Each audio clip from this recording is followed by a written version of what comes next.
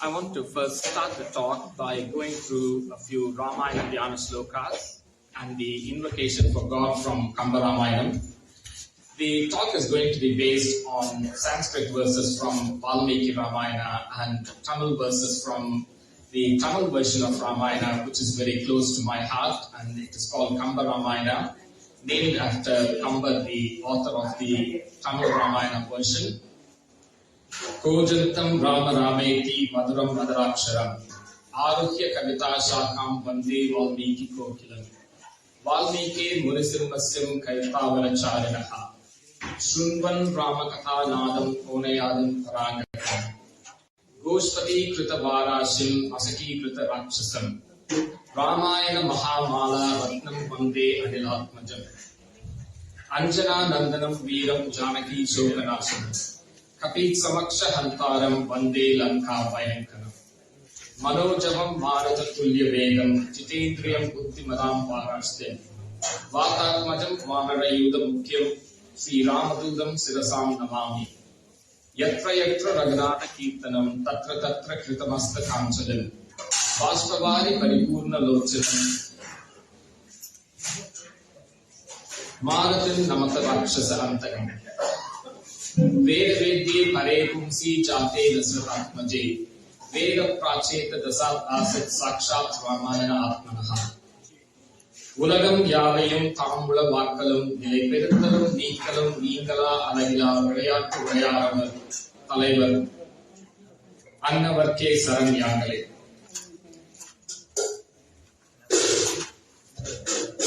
So originally I was due to give this talk a week ago, last Saturday. But I think, in a way it is good that I'm giving this talk today because the need is much greater. We are almost living in a world where it is literally being torn asunder by hatred and divisions. And there is no greater talk than this which will fulfill the needs of the world and humanity, and you will see why as the talk goes along. To give you a brief overview of what we are going to look at today, we are going to look at a brief overview of the scriptures. The two most important Charama slogans are the promises the Lord makes to his devotees. Etad Vratham Mama, the one oath I will never break, and that is by Lord Rama. What was that oath and how does it relate to us and how does it lead us on the path to salvation or moksha? And we are also going to look at, most importantly, what is sanatan dharma. Sanatan is eternal, and what is this eternal dharma we are all going to talk about. So during the course of this talk, I will be pitching some questions to you, otherwise I'll just be talking, you will be listening, and it'll all get very boring. So I'm going to ask this gentleman in the first, which day of the war of Kurukshetra, it went on for 18 days. On which day of the war, the Bhagavad Gita was actually narrated in the Mahabharata? Is there someone there? So which day of the war was Bhagavad Gita narrated in the Mahabharata? Anyone? On which day of the war Bhagavad Gita was actually narrated in the Bharata? All 18 days. Anyone else? Sorry? Okay. Krishna told Arjuna, or he gave this teaching to Arjuna on the first day of the war, before the war started. But no one got the answer right. The Gita was actually narrated in the Mahabharata on the 10th day. So what happened is, Dhritarashtra, he was blind and his sons were going to war. So Vedavyasa came and told him, for as long as the war goes on, I will give you Divya Drishti. So I will give your sight back. He was a blind king, so he said, I'll give you your sight back. You can see the war. And he said, look, Bhima has taken the oath that he is going to kill all 100 of my sons. Now, this is a sight I cannot have, to see all of my kids, my sons being slaughtered in the most brutal way. I really don't want any drishti for this. This is a sight I don't want to see. And so Vyasa said to Sanjaya, his helper, I will give you divine drishti, and you can actually go to the war zone and not be hurt. You can be here, there, everywhere, observe everything and tell Dhritarashtra. So just like, sometimes when we watch a cricket match, if it's too tense, we switch off the TV and go away. So for the first 10 days, Dhritarashtra did not ask Sanjaya anything. He was like, I don't even want to know. On the 10th day after Bhishma fell, Sanjaya came running to Dhritarashtra and said, the grandest, oldest person in our kingdom has fallen. Bhishma has fallen. I have to tell you this. And that's only at that point Dhritarashtra lamented the fall of Bhishma and said, tell me what has happened so far. And only then Sanjaya told about the first day, how everything started, and how Arjuna had this prevarication, and Krishna told him the Bhagavad Gita. So in the Mahabharata, Gita was actually told on the 10th day after Bhishma fell down. So who asked the first question? Was it Arjuna or Krishna, or who asked the first question? Dhritarashtra asked the first question. So the first question was actually, Sanjaya, both my children and Pandavas have assembled in Dharmashetre, Kurukshetre. Samvetaha yutsuvaha, mamakaha Pandavas chaiva kim kurvata Sanjaya. So he said, all these people have assembled to do what? Tell me what happened. That was the first question. And the last answer was not given by Krishna, but it was by Sanjaya. And he said, you have asked me this question, what happened? And he said, where Lord Krishna is, where Arjuna is holding his Gandiva, that is where Vijaya is going to be. That is where victory would be. And that was the last answer. So it goes on for 700 slogans.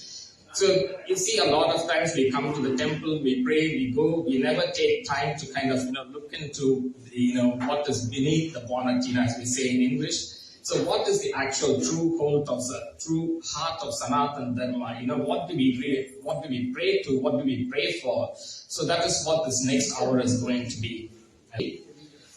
So going on to the scriptures, unlike Abrahamic religions, all of them have a prescribed text, one single text that they adhere to and they know very well and they read.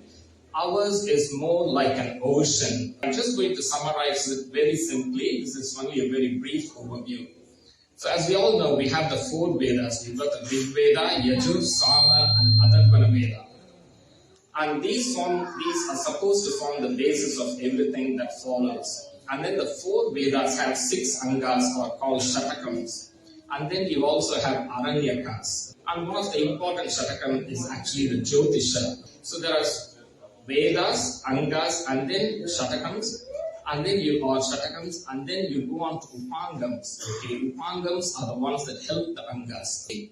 And you have 4 Upangams. Mimamsa, which deals with rituals, Nyaya, and Dharma Shastra. Okay, a lot of times these days you hear that's not dharmic, this is not dharmic, and all of that, that's another term. If you go into any kind of dharma talk, you hear about dharmic. So Dharma Shastras are essentially named after the sages who wrote them. They are written scriptures. So there are 2 ways the scriptures can be divided. One is called Shrutis and the other one is Smriti. So Shruti is about Veda. They were never written down. It was all by oral tradition. And Smritis were written down. Dharma Shastras formed the Smritis. Now Dharma Shastra, you've got Manusmriti, you've got Yajnavalkya Smriti, and so on. They were based on the sages who wrote them. And then you come to Upanishads. And Upanishads are known as Upabrahmanas. Veda is the Brahmana. And these Upanishads are supposed to explain the underlying meaning of the Brahman that Vedas talk about. So Vedas are known as Purvabhagam or Karma Kandam. They are more about rituals and all of that, so they are known as Karma Kandam. Upanishads explain the Brahman, the concept of the Parama Purusha, and so they are known as Uttara Kandam or Brahma Kandam.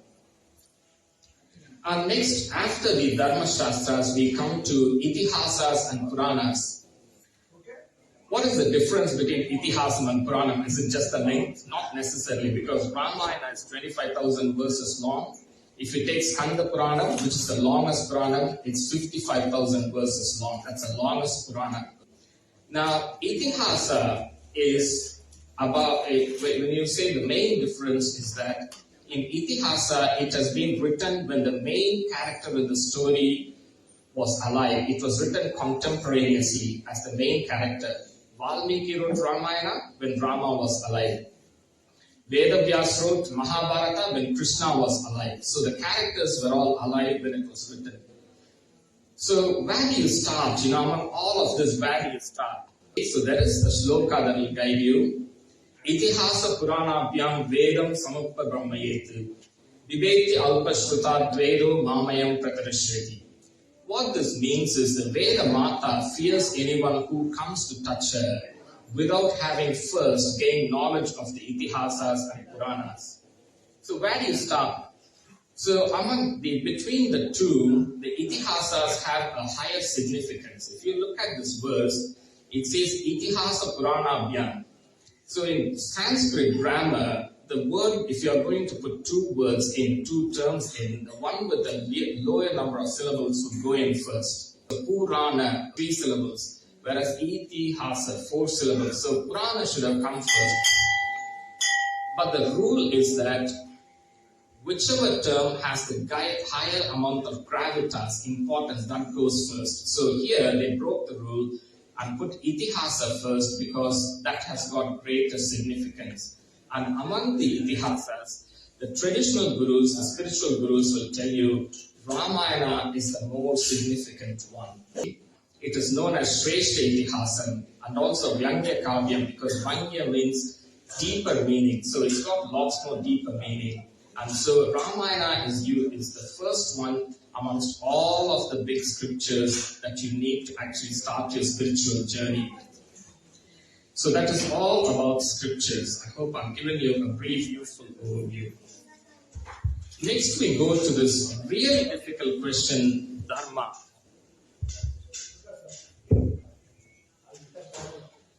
So again, as I told you before, there's all this talk about dharmic this, dharmic that. So what does dharma mean? Dharma in simple terms is law of natural justice. Something that holds true in your actions now, yesterday, and forevermore. That's why we call it sanatan dharma. It is eternal. But it differs. So as a doctor, I'm supposed to save lives. A soldier is supposed to kill enemies. So can I consider myself superior because I save a life and a soldier inferior? It doesn't quite work out like that. So dharma differs according to each person and there are differences, but that should not make it morally okay. So you can't kind of keep stretching this and make anything, it's like anything goes. So Krishna, he did a lot of underhand things to win the war for Pandavas and you can't, there are people who would say, his dharma was actually to make Pandavas win, so he can change the rules of the game, he can go against rules of the war. So then it will become like a very elastic morality. But there are some core values. Some values are right for whatever station someone is in life, whatever country. It should belong to all of humanity and it should hold good for all the time. And that is what we are going to try and find today. So if you're a Sanatani, it makes life a bit difficult. If you're in a prescribed religion, it says this, that, the rules are all clear. Do this, don't do that. Whereas here, you've got all this whole big scripture thing to go through. But as I said, start with Ramayana. It's probably the best guide. And then when you come to faiths, so Adi Shankara talked about Shanmatam of 6 sects. These are based on the principal deities. I'm sure all of you know that. So, Saivam, Vaishnavam, Ganapathyam, that's for Lord Ganesh, Kaumaram is Lord Muruga, or Skanda as you might call it. And then you have Santa, which is Shakti based, and Sauram based on Surya. So you've got Shanmatam. Then with regards to, you decide your deity. Then you've got to decide what is the relationship between Jivatma and Paramatma. So Adi Shankara said they are both one and the same. That's Advaita. And Madhvacharya said, no, they are two different things, and that's Dvaita. And Ramanuja created a hybrid version. He said the truth lies somewhere in between, and then it's Vishishta Dvaita. So if I'm feeling confused, I don't feel bad, because all of these people were very great spiritual gurus and teachers, and they looked at the same Vedas and same Upanishads and same Gita and came to completely different conclusions. Okay, so if people like them can come to different conclusions, then it's also left to us to come to our own to some extent. Okay? And once you go beyond this, there are people who kind of come in and say, oh no, dharma is about ahara niyam. What you eat is what makes you. So you have to avoid this, avoid that, and all of this. And there's a whole big thing called ahara niyam by Vedanta Desika. I'm sure some of you might know that. But you have to remember, what holds good then probably does not hold good now. And same applies to Dharma Shastra as well. Because a lot of the vegetables we use now were never in those times, when these niyamas were written. And same with Varnashrama Dharma. And there are other very traditional people who would say the essence of Sanatan Dharma is actually Varnashrama Dharma. Your ashrama, no one has a problem with that, just refers to your stage in life. Now, Varna is a difficult thing. So you have got the four Varnas, Brahmana, Kshatriya, Vaishya, and Shudras, and then you also have the Avarnas. So how do you create a system that fits all? And again, a traditional person would say it is actually birth-based, whereas a reformist would say it depends on guna and karma. But in practical terms, and according to even contemporary religious teachers, it is birth-based. And I don't want to go into Varna Vyavastha right now, that will completely take us away from the topic. So looking at all of this, how do you decide what is right? Think of yourself as Arjuna. So you are in this samsara sagara, you are in this battlefield. Everyone comes from 1,000 different directions telling you, follow me, follow this, follow that. So how do you decide? And that's why in the Gita, Krishna took Krishna through almost 16, 17 chapters, all starting with Arjuna Vishada Yoga, right to the last chapter 8, almost 17 chapters. He took him through so many things. And then what it all boiled down to? Chapter 18, verse 66. Anyone? So finally Krishna, after telling everything, he said, give up everything. Forget everything I said, just hold on to me. That's what it is. I'm sure when I tell this sloka, you would have all heard of it. It's called Sarva Dharman Parityajaya Mam Ekam Sharanam Vraja Aham Tvam Sarva Papebhyo Moksha Ishyami Ma Suchaha. Sarva Dharman Parityajaya. Forget everything. Give up, abandon all the dharma. Mam Ekam Sharanam Vraja. Mam, me. Hold on to me. I am the one. Sarva papebhyo moksha ishyami ma suchaha. I will cleanse you of all sins. Just hold on to me. Forget everything. Hold on to me. I will cleanse you of all sins and get you to moksha. That's what, when you're talking about dharma, you're also talking about moksha. That's what we are aiming at. Salvation. The whole complete kind of, going away from the cycle of birth and death and birth and death. So once you go to moksha, you're at Lord Narayana's feet, and there is no more coming back. And that is what the whole aim of human life is about. So he said, I will grant you moksha. Ma suchaha. That is a very important term. So once you held on to my feet, you don't keep fretting about what I will do tomorrow or today or whatever. Ma suchaha. Do not fret. Do not worry. That is a very important part. So this is known as Charama slogan. The people behind the curtain would know a lot about it, because in Sri Vaishnavism, the Vaishnava sect created by, there are 3 slokas, 3 promises made by Lord Narayana to his devotees, and they are known as Charama slokas. This is the last Charama sloka, but probably the most important one. Okay? And this is the promise of God to his devotees. So there is one in Varaha Avataram, one in Rama Avataram, and one as Krishna. So these are known as 3 Charama slokas. And in fact, when you go through something, I don't know if you've heard of it, it's called Pancha Samskaram. As when you're being inducted as a Sri Vaishnavite, the Guru will actually teach you the Rahasya prayer. First is the Tirumandram, which is called Om Namo Narayana, the 8-lettered word. And the second is called Dvaya Mahamantram. And Sriman Narayana Charanam Saranam Prapatye Srimate Narayanaya Namaha. That is called Dvaya Mahamantram. And the third is the Charama slogan that I just told. So this is known as the Rahasya Trayam, and the Guru will induct the devotee into the Sri Vaishnava sect by going through this Pancha Samskara and take him through that.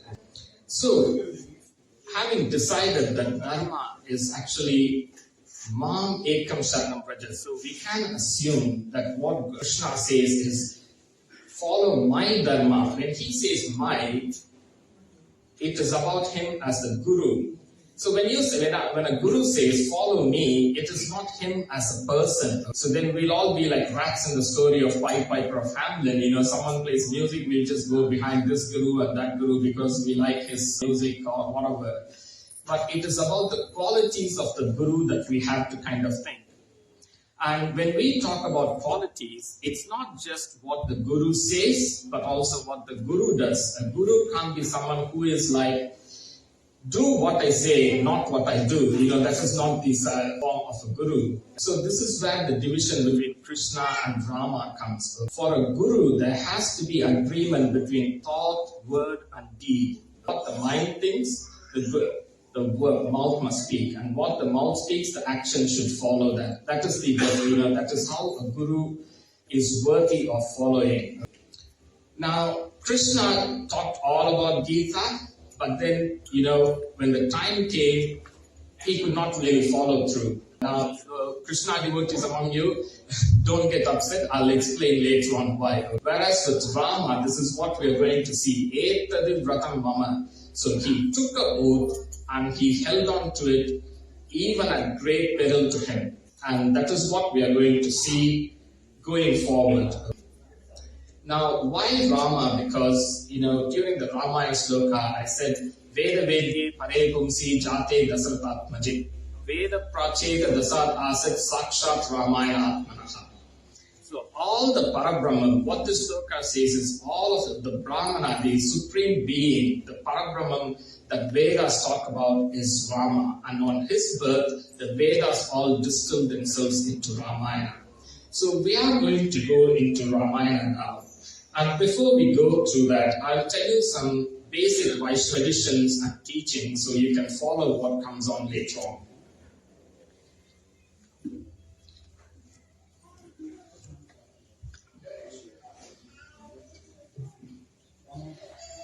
So in Vaishnava teaching, there is this concept of Tattvam, Hitam and Purushartham. So Tattvam or philosophy is the knowledge of God. And Hitam is the marga or the path you have to follow. And to follow, I mean to moksha, not about to richness or anything like that, to eternal salvation. And Purushartham is the enjoyment you get once you get to Vaikuntha. That's called Purushartham. Tattvam, Hitam and Purushartham. Now, Hitam is divided into two margas. One is called Bhakti and the other one is called Prapatti. We are going to deal with Prapatti. So, Bhakti in the traditional sense refers to your Nitya Karmanushtana, the rituals, the acts that you have to do, like your Sandhya Vandanam and things like that. And again, you have to do it continuously. So, if there is a break, if you miss doing it, then you kind of, lost the plot. And you have to go through the cycle of birth all over again. So, Vaishnava Gurus would say, Bhakti is a very difficult path, it's almost impossible. So the way to reach God is through Prapatti or Saranagati, and that's what we are going to do now. And Vishnu exists in 5 forms. Can anyone tell me what they are? So one is called Paratvam or Para, and then Vyuham, Vibhava, Antaryami and Ajja. So the Paratvam form is what he is in Vaikuntham. Vyuham is him in the Milky Ocean, what we call as Parkadal. And Vibhava, that's what we talk about a lot. That is the avatar form of Lord Vishnu. We know that there are 10 avatars, Dasavadaram, but he's probably had lots more. And then Antaryami, God within us, that is Antaryami. And finally, you have got Arjuna. Okay, we all need something that you can see and feel and engage with, and that is the Arjuna form, the statue, the idol you see of Lord Vishnu. And especially those in the Divya Desams are considered to be very special. Those are 108 Kshetras all around India, and they are all very special temples, and they are known as Divya Desams, which people who follow Vishnu make it a point to try and visit in their life, all of them. So now, with this idea of Tattvam, Hitam, Purushartham and the forms of Vishnu, we are going to deal with the Vibhava form of Vishnu, or the avatar as Rama. And Rama is the most, and Rama and Krishna are considered Purna avatars. They have come with all the qualities of Lord Rama and Lord Vishnu. But Rama, you have to understand in the Valmiki sense, although he is an incarnation, he was completely human. Valmiki gave him no concessions, no superpowers, no chakradam, like Krishna had. Whereas Krishna was not like that. He was recognized as a god even during his lifetime in Mahabharata. Whereas Valmiki was a little more cruel than Vyasa. He said, if you are a human, go and experience everything that humans do. No powers, nothing.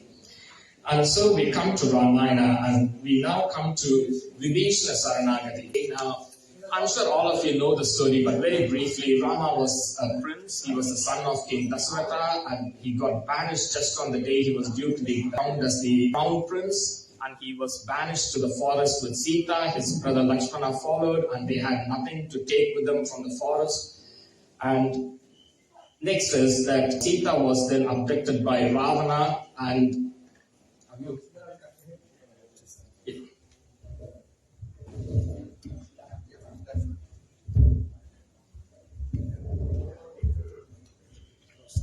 Thanks. So now, and Ravana abducted Sita. Okay. And so with this, then Hanuman goes to Sri Lanka and goes as a messenger, and he wants Ravana to return Sita back. His tail is set on fire by Ravana. He destroys Lanka, comes back, and now this is where we'll stop. Any questions up to now? Everyone? I'm glad that no one's watching their mobiles yet, so that's good. When I was preparing for this talk, I was thinking of my son when I was doing the talk. If I can keep him engaged, then everyone will be engaged. So this piece of the story happens after Hanuman has gone to Lanka and then come back to Rama and told him the news that Sita is in Lanka, she is well, and so Rama is making preparations to cross the sea. So now we are going to shift the scene to Ravana's court. And for those in leadership positions and everything, Ramayana, you find it, you can apply parts of the Ramayana to almost every aspect of your life. The teachings are like that. The instances just don't feel like a story and go on, stop and think. So here you are in Lanka, in Ravana's court. So Ravana's mind at this point was very arrogant. He had defeated the Devas. They were all like servants in his palace.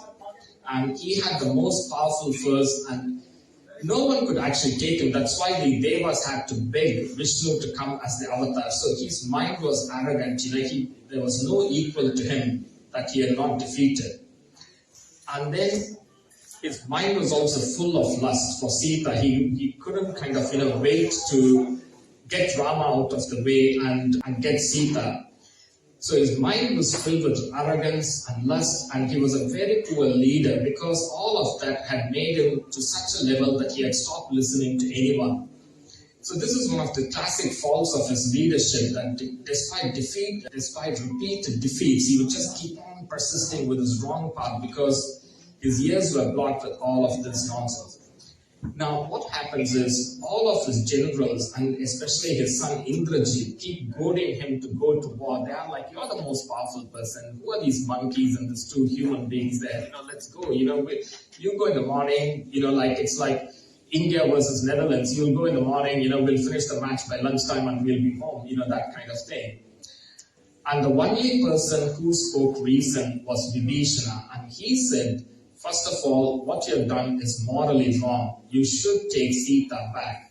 You see, Ravana, Yeah, when you see a snake, it can be beautiful. Some snakes are really beautiful, glistening, and it's like a five-headed snake. But you don't take it and put it on your neck. It's going to bite you. This whole thing is going to come and destroy you, destroy our clan, and Rama's arrows are going to come like missiles and destroy the whole country. Move away from this path.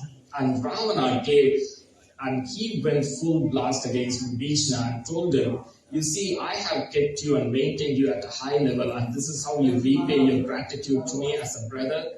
If you were not my brother, I would have killed you by now. You are the worst thing that could have happened to me. Get away from here. And so during this, Valmiki says a beautiful verse. He says how Vibeeshna spoke. He said, Sunivishtam hitam vakyam uktavantam Vibeeshanam abravit parusham vakyam ravanaha kala choditaha. So Sunivishtam hitam vakyam, Vibeeshna spoke politely but firmly and got his message across. A lot of time in the workplace, there is always some boss who will be a bully, but how do you kind of say that? Say what you have to say, but politely and firmly and in a non-confrontational way. But then Ravana came back, Parusham Vakyam, he abused Vibeeshna. And Valmiki is a beautiful phrase, Kala Choditaha. Kalam essentially means death. So death has decided to test him and has made his ears impervious to good advice. As we say, Vinasa Kale Viparita Buddhi. So that's what is happening here. And finally, having been insulted by Rama, Vibeeshna decides to leave the court. Iti uktaha parsham vakyam nyayavadi Vibeeshanaha uttapada gadapanihi chatubbihi saharakshasaisaha. After hearing all this abuse, Vibeeshna felt he had been insulted enough. He got up, jumped into the air, and so he was standing in the air, and the only thing he took along was his gada or mace. And unfortunately, 4 other Rakshasas who were also quite sensible like him followed him. Uttapala Gadapani Chatubbihi Sakarakshasaisaha. And from there, he gave his final piece of advice to Rama. And this is something, again, you can see it in everybody's life. Sulabaha Purusha Rajan Sattatam Priyavadinaha Apriyasya Tu Patyasya Bhakta Shoto Chadurlabaha. Sulabaha Purusha Rajan. It's very easy to find people who are constantly, who want to constantly please you. You're the king, you're the most powerful person, It is quite profitable to speak pleasing words to you, but it doesn't mean that those words are actually for your good. It's easy to find them 10%. Durlabaha means rare, but what is more rare to find is someone who would be willing to say words that are not music to your ears, but are actually good for you. And it is even more rare to find someone who would listen to those words and change course. Like in my own life, my mother used to say, Ara Sulvar, Arasala Sulvar, Sirika Sirika Sulvar, Siriya Sulvar. What essentially that means is people who tell, like parents who tell children, go far, have fun, you don't bother with your studies, it's all just too much work. They are putting their children on the road to ruin, whereas the parents who say, life is tough, you got to toughen up, you got to do the hard work. And even though for the child it may seem like it's the worst thing they can hear, but these parents are the ones who are going to make their children lords of their realm. So that's we see that in everyday life. And in fact, when I start preparing for speeches, I always think of my wife because she's my worst critic, but not because she wants to make me feel bad, but because she wants me to do a good job. That's the same thing in every relationship. Your partner is the one who wishes the most for you. So when the criticism comes from them, listen to it. So I'm going to get a special treat today at home. So now we move on. And then once he has got his mace and his 4 friends followed him, he went to Rama's place. In fact, he didn't go to Rama's place. Valmiki says he came to Rama's place. Ajagama Muhuttena Yatra Rama Salakshmanaha. So Vibeeshna actually came to Rama's place. Jagama means going, Ajagama means coming. So you see, you go to somewhere where you don't belong. I would say I'm going to the hospital, but wherever I am, when I decide, I would say I'm coming home. I would never say I'm going home. So what Valmiki means is Vibeeshna is actually coming to where he actually belongs. He belongs to the Lord's feet. So that's why Ajagama Muhurtena Yatra Rama Salakshmanaha. So he has now come here. So, and the way he has come is Megachala Pratyavo Vajraidara Samaprabha Varaidadaro Viro Divyavarana Bhushitaha. So he has come like a big cloud there with thunder and with all the Divya jewels on him. And he is looking like Indra with the Vajraidam. So Ravana So Vibeeshna is standing on the cloud, and he has not actually kind of, landed on. Now this is taking place near Rameshwaram, in the southern part of India. That's where Rama is. And he is actually on the clouds there, along with his other ministers. This causes an absolute panic among the monkeys. Sugriva sees him and sees Vibeeshna over there. And you see, for people who are fearful, who are doubtful, anything and everything can seem totally out of, the danger can seem totally out of proportion. There's just 4 of these people there, but Sugriva panics. And then he calls all the monkeys and say, look, they have come with all kinds of weapons. These Rakshasas, we are struggling to get over to Lanka, but they've been able to come at will to, so they've been able to travel so far without any hindrance. So they have come to attack us, they have come to kill Rama. And as soon as the monkeys heard this, Sugrivasya vachaha Shukva Sarvete Vanarottamaha Shala Uddamya Shailancha. So as soon as they heard it, they did something very clever. Each monkey picked up a big boulder and a tree, and it plucked out a tree. So the boulder was, I think, must be to throw us a missile, but if they managed to dodge the missile and come close, they used the trees to bash them. So there was all this panic going on, and Vibeeshna then he kind of said, hang on for a second, and he introduced himself in a very peculiar way. If I'm going to ask help from, say, you, I would come and say, I know your father, someone, I've done this and that, and I would try to portray myself in a good light, and I would ask for help. But when Vibeeshna came, he said, have you guys heard of Ravana? He is the worst person in the world. He is of bad character, and he is the king of Rakshasas, and he has abducted the wife of your Lord. And that's how he gave himself. So, if I want to have help from my friend Srini, I won't go and say, you know what, Srini, my brother is the head of the mongrel mob here. He's very powerful. He's the head of the mongrel mob. And do you love your son? Yeah, I would say, I love my son. And you know what, my brother has kidnapped him. Now, would you mind giving me $100? You won't go and ask like that. But that is what Vibeeshna did. You might think it's very peculiar, but that is because he had supreme confidence that Rama would take him no matter what his faults. And that is the whole thing. This is what we will be looking at, the 6 aspects of Saranagati later on. And this is the most central one. Rakshish Yatiti Vishwashu. You must have complete confidence that God will protect you. And that's what he had when he came and gave such an introduction. And he said, the next thing he said is, Nivedayatam Mam Shipram Ragavaya Mahatmane Sarvaloga Sharanyaya Vibeeshanam Upastitam. Nivedayatam, like Naivedyam, we call, essentially it is to show the Lord. And he says, Sugriva, go and announce to your leader, to Lord Rama, that I have come. So Nivedya means to announce, and in fact he is saying to offer him to Lord Rama. Mam Shipram, I have come here. Shipram means immediately. So why is it immediately? What if they go in an hour, consult and go. But for the devotee, you must always have the urgency to reach the Lord's feet immediately. If you have come to make Sharanagati, you don't wait for tomorrow is the next day, or maybe a week later, it's a more auspicious day or time. Any time you think you need the Lord's feet, that is a good time. So, Mam Shipram, and again, you never know human life. Look at it in a week's time. A week ago, I was due to give this talk. Within 1 week, the whole world is going, literally blasting apart.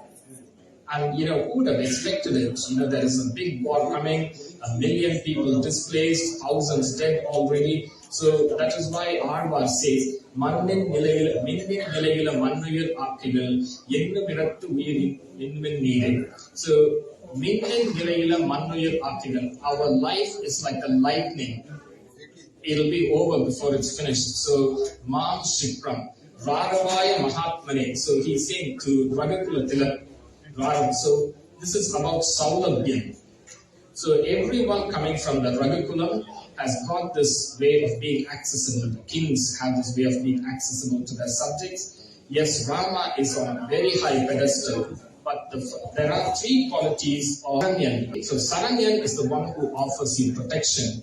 The first is Saulabhyam. There is no point if the God is powerful, the king is powerful, we've got an MP, but if we can't see him, what's the use? So Saulabhyam, accessibility, that is important. And next is Paratvam. So he must be the Adhikari to Moksha. He must be able to give you salvation. And in Sri Vaishnava expression, Sriman Narayanan is the only one who can give salvation. And once you have got an agreement with him, you don't go and worship other gods. And next is Karunyam. What is the point in asking, you don't go and ask, let's say you're doing a charity program, you want to get a donation. You don't go and ask a miser for money. You go and ask someone who is merciful, who is kind, who understands you. So, Paratvam, Saulabhyam, and Karunyam. So, these are the main aspects of the Saranyam. So, that's why, like Parashurama, you don't go and ask Parashurama avatar for salvation because, there is no Karunyam in that avatar. Whereas Rama is known as Karuna Kapusta. That's what Vedanta Desika says. He is the embodiment of mercy. Nivedayatam Mam Shikram Bhagavaya Mahatmane Sarvaloka Saranyaya. He is the one who gives refuge to the whole world.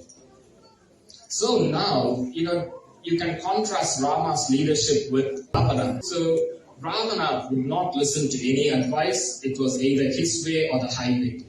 Now, whereas Rama takes a completely different approach. The enemy's brother has come. The enemy who has caused him the greatest grievance, taken his most beloved Sita away. And for a Kshatriya, you must remember, to lose his wife and not be able to defend the women folk, it is the greatest insult. So he has insulted him in a way no one ever can do. And this worst enemy's brother has come seeking for help. So what do you do? And again, he's a threat. So he calls all his ministers around. He calls Sugriva, Angadan, Jambavan, Maindan, Hanuman, everyone around and says, tell me your opinion. Should I give refuge or not? And he is willing. So this is a good lesson for all the people in leadership, not just in leadership at work and even at home. We should be able to listen to opinions that contradict our own thought. He knew what he was going to do, but he wanted to give space and time for everyone. And first Sugriva spoke and said, so basically all of their objections were like this. First of all, Vibeeshna is not to be trusted. He has abandoned his brother. And second, he has come to the wrong place at the wrong time. As Jambavan puts his Adesha Kale Sampraptaha. Why wrong time? His brother is in a great need. There is a war going to break out. He shouldn't have come. And the wrong place, he's come to the enemy's camp, so who knows what his intentions are. And after all, he's a Rakshasa, they are all full of cunning, deceit, cruelty, and who knows what tricks he has got up his sleeve. He could join us and then stab us in the back, and the whole cause will be lost. We are going to, it's like Zelensky versus Putin, we are going to take on Putin. You can't kind of have any kind of, you can't keep watching him in the back, what he's up to. And so these are, and Sugriva first says, we've got to kill him. The others all say, no one else said that they've got to kill him, but they said, we are not going to accept him. And then Rama then turned to Hanuman. So Hanuman, like in Tamil we have got the saying called Niraikudam Talambadu, a full vessel doesn't keep spilling over. So he is someone who is full of knowledge and wisdom, and he is not someone who is going to kind of speak up first. And he is standing by the side. He is very humble. And Rama asked him, Anjaneya, what do you want to do? And then Hanuman spoke and said, so now we are going to go into into the Tamil version of Ramayana. So we're going to move back and forth, but you will find they are remarkably consistent, both Valmiki and Kamban.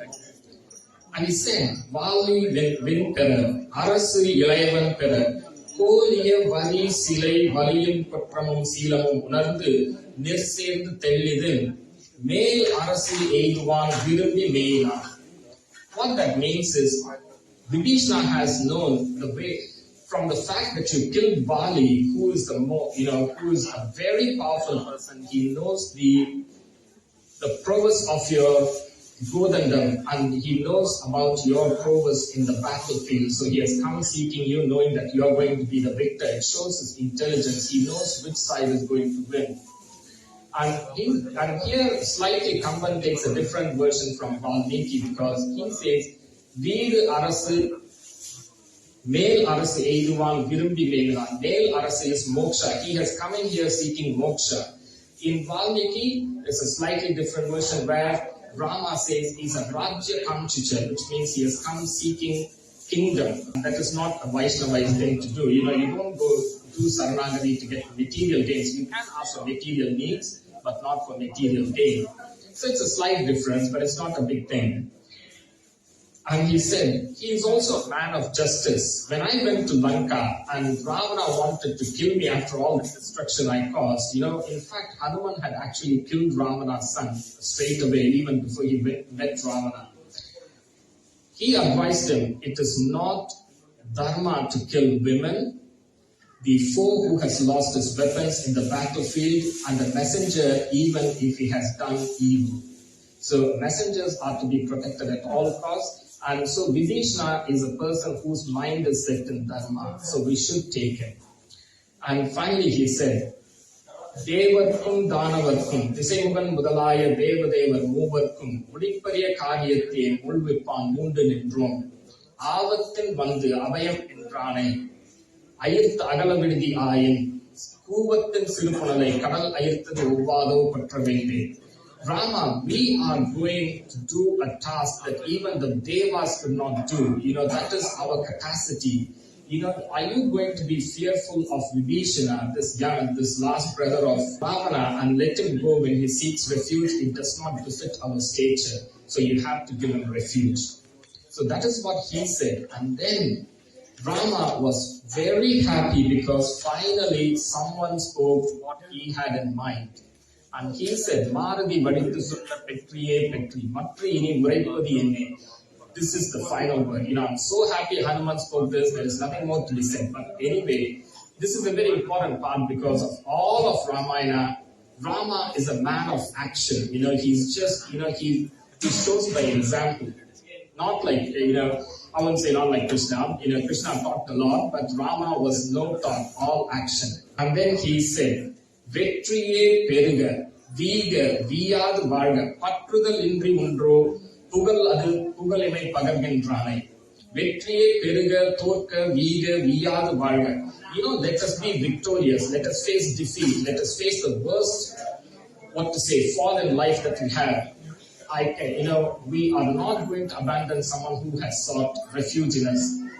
So this is where the whole thing about Gita comes. The other important thing about Gita is Sukha Dukkhe Samekatva, Labha Labha Jaya Jaya, Tato Yuddhaya Yujyavasya, Naivam Papam Avaksisi. Sukha Dukkhe Samekatva. Whether it is happiness or joy, whether it brings you joy or sorrow, loss or gain, victory or defeat, do your karma. Forget everything else. That's what Krishna said.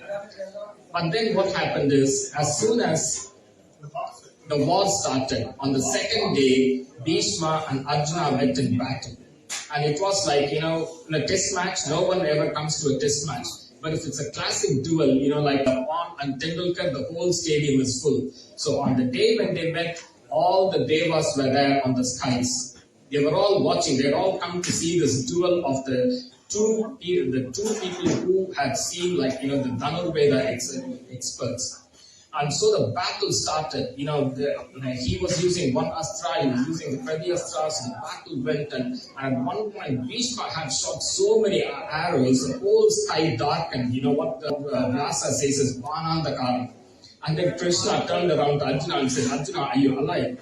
But then Krishna felt Arjuna was not using his full prowess. He was holding back. And then he said, Arjuna, what is the point? I've told you the body is not permanent. All the Atma belongs to me. And now you don't want to kill your grandfather and all your brothers are relying on you. What are you doing here? But then Krishna, he didn't kind of step back saying, Sukha Dukke Same Kritva. He got so angry, he actually jumped out of the chariot. Someone who said he'll never fight in the war, he jumped out of the chariot and put his hand out, the chakra came to his hand, and he started walking very fast towards Bhishma.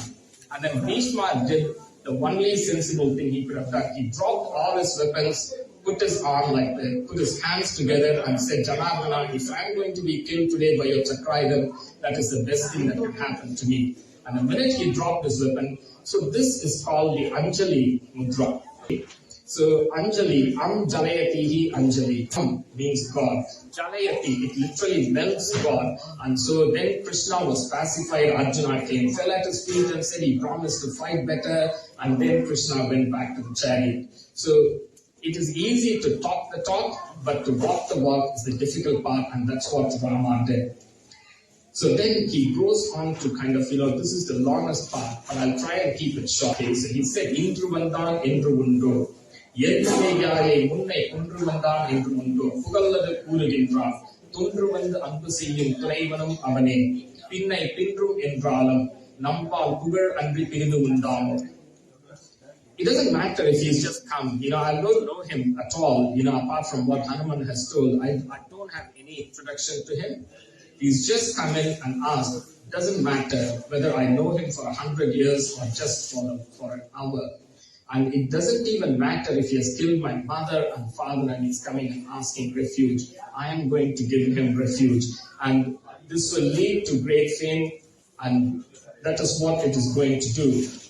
And then he quoted the example of Lord Shiva. He said, when the Devas went to Lord Shiva, they didn't, they had nothing to offer to him, but he still drank the Alahala poison.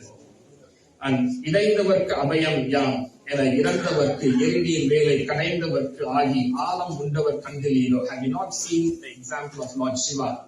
And then he asked the most important question in Ramayana. He said, and he explained this dharma. Udaindavarku udavanayin, ulladondru ivanayin, adaindavarku arulanayin, aram ennam, anma ennam. Udaindavarku udavanayin, for the one who is broken in spirit and in body, if you don't help him, if you don't give the one thing that you have in your possession to help him, and if we don't give refuge to the one who has sought refuge, what is the point in Aram? Aram is the word for dharma. And what is the point of anmai or bravery? So that's the question. He said, what is the point if we cannot offer refuge? If we don't offer help to someone, everything else is a waste. And he told the story, a very moving story. He said, Perayai Pidithu. This is a very famous thing in the Tamil circles. Perayai Pidithu. Tannai Pidikka Vanda Perai Vedanukku Udavi. விறகிடை வெந்தி மூட்டி பாடல் பசியை நோக்கி தன் குடல் கொடுத்த பயன்புள் வீடு பெற்று உயர்ந்த வார்த்தை வேதத்தின் விழுமியது அன்றோ. So there is the story of two birds in the forest. They were as a couple.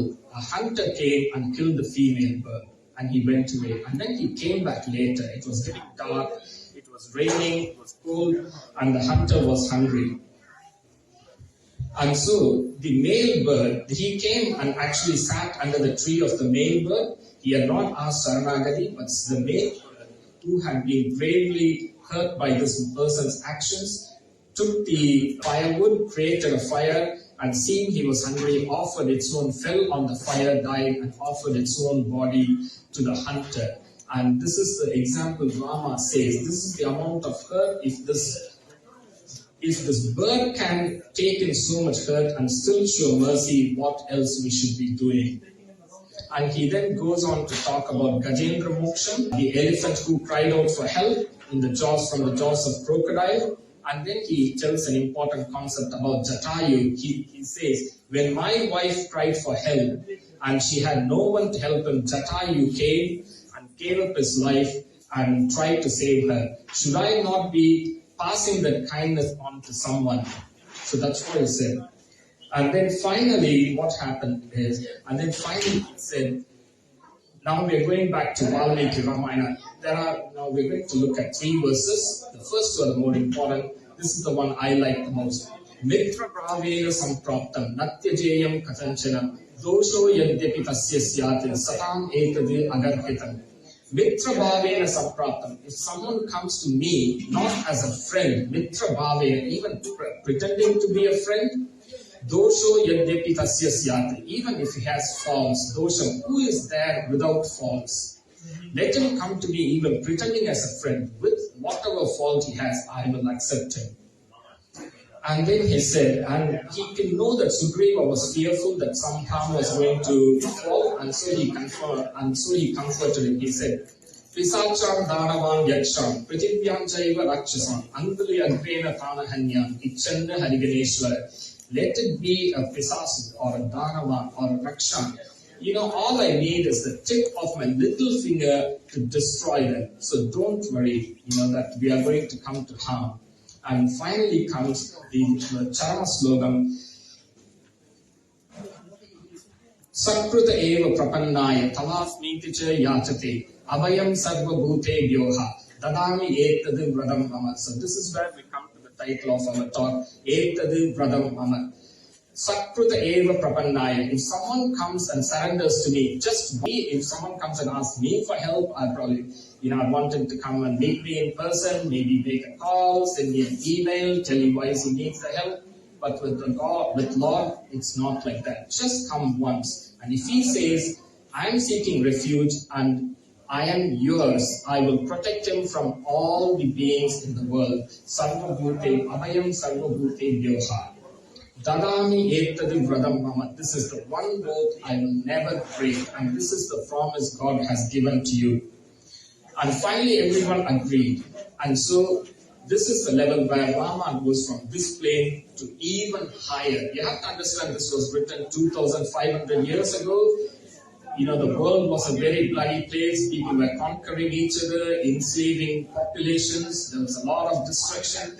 But, our Bharat land, when we all talk about Bharat, this is the main thing about being Indian. From the Indian soil, this is the thing. We come from a tradition that was way higher at every stage.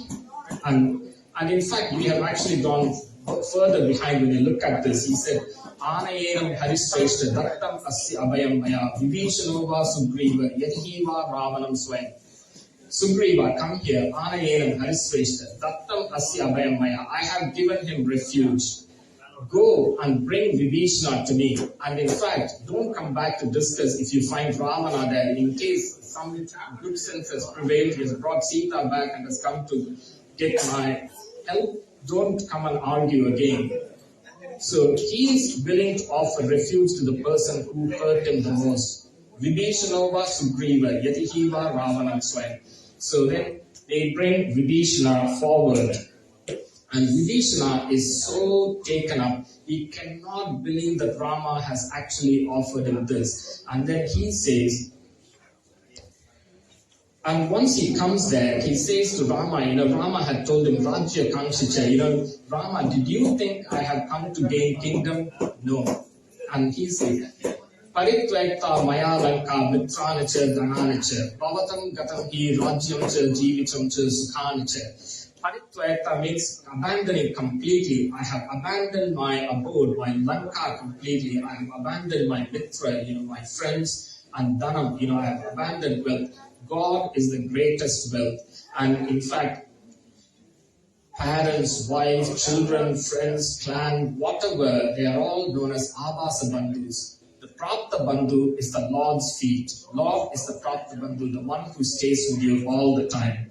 And he said, I have abandoned everything and I put at your feet everything in my disposal. Rajyam, my life, and Sukhanacha, all my happiness, it all belongs to you.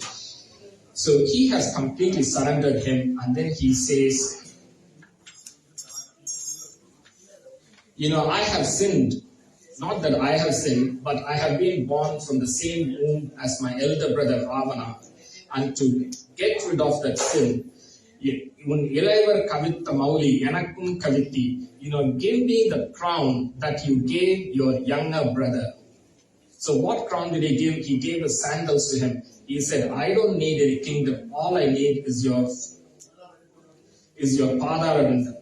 And so Rama then looked at, hearing all these, Rama was very moved. And then he said, and then Valmiki says, Vachasa Shanta Vaitvenyam Lochanabhyam Pibanniva. Hearing all these words, then with his lotus eyes, caressed him with his sight, and then he said, now we are going to Tamil now. Gugan odu aivarano, pin kundru sulvan pudalvarodu aruvarano, எம்முறை அன்பின் வந்த அகன் அமர் காதல் ஐய நின்னொடு எழுவரானோ புகழ் அரும் காணம் தந்து புதல்வரால் பொலிந்தான் நுந்தை. You see, with Guhan, the leader of the forest dwellers, I have taken him. First, I gained him as a brother, and we became 5. The 4 brothers became 5, and then with Sugriva, the incarnation of the sun god, we have become 6. And now with you coming to me with love, I have become son. How fortunate is our father. He doesn't say my father, he has already accepted him. He said, how fortunate is our father that he is today resplendent with 7 sons. And so this is where Rama shows the other Gita concept of Samaddarshana. So there is a very important sloga there. Vidya Vinaye Sampanne Brahmane Gavi Hastini Shri Chaiva Swapecha Panditaha Samaddarshanaha. Whether it is the elephant, the royal elephant bedecked in jewels, or whether it is the dog, whether it is the Brahmana with learning, or whether it is the Pulaya, it is for a learned person, you must look at everyone the same way. Samaddarshanaha. So that is what Rama says here. It may be Guha, he is from that. Sugriva is a Vanara, you are a Rakshasa. It doesn't matter to me. Once you come to me with love, I will take you in. So we can see how this whole thing illustrates the principles of Saranagati. For the Saranyan, you need to, for the one who gives refuge, the characteristics are Paratvam, Saulabhyam and Karunyam. For the Saranagatan, it's very simple. The one who seeks refuge, it's very simple. All you need is just 2 things. Akinchanyam and Ananya Gatatvam. Akinchanyam is, I have nothing. What is the yogyata for seeking refuge? The only thing is the knowledge that we have no yogyata. That is the only thing. It's Akinchanyam. And Ananya Gatatvam. First is you kind of say, I have no one but you. There is no place else for me to go. And Vedanta Desika says, in his Kamasika Ashtagam, he says, Tvai rakshati rakshakai kiman yehi. Tvaicha arakshati arakshakai kiman yehi. What that means is, if you have decided to give me refuge, no one else matters. I don't need to go there. No one can harm me. But you have decided to abandon me. Going to anywhere else is of no use. So, Akinchanyam Ananyagatitvam. Now, what about Saranagati? What are the qualities? So, there are 6 qualities. First is Anukulyasa Sankalpaha. Do what is pleasing to the Lord. Main ahimsa, don't hurt anyone. Pratikulyasya Varjanam. Vibeeshna didn't want to harm anyone. And he, even at the worst case of Ravana, he was trying to actually save him. And that's how he qualifies for it. Next is Rakshi Shatiti Vishwashu. He had this complete faith in Rama. When he sets out from Lanka, he had never met Rama. He didn't even know, he wasn't waving a peace flag. He didn't send a messenger along. He just came straight in. Go Prutva Varnam Tataha. You accept that Lord alone is the protector. That is Gotrutva Varnam Tataha Atma Nikshepi, complete surrender of your Atma. Karpanyeva is again similar to Akinchanyam, which is like, I have nothing, and these are the 6 rules of Saranagati. So that finally brings us to the conclusion of the talk. As you can see, I hope you can apply the principles of this story and the facts of Ramayana to every aspect of your life, whether it is at home, whether it is at work, and not just ordinary people like us. even leaders of countries, big corporations can look at Ramayana and have important lessons they can take and apply to what they do every single day. And Lord Rama and Ramayana are on a very elevated place. Never use the word Jai Sri Ram for political purposes, for petty reasons, to trouble others. It is a very holy name, it is an exalted name, and when you use that name, you are committing yourself to a very high level of conduct. That is very important for all of you to know. The real lesson here is God's mercy is boundless, it is completely unconditional, and He is ready to accept us no matter our faults or our sins. And we need to follow His example to show love, compassion and forgiveness and acceptance of all human beings as one. That is the true eternal sanatan dharma, and that is what He has shown. It is not what I have made up. So, to Lord Balaji, the various gurus whose lectures I have listened, they are mainly from the Sri Vaishnavite tradition. They enlightened me on this topic. And to the organizers of this puja, the temple committee, and most importantly to all of you audience, you have sat through almost an hour plus of the talk. I wish to thank you all, and now I hope that the peace and joy that Saranagati brings to you is always with you now and forever. Thank you.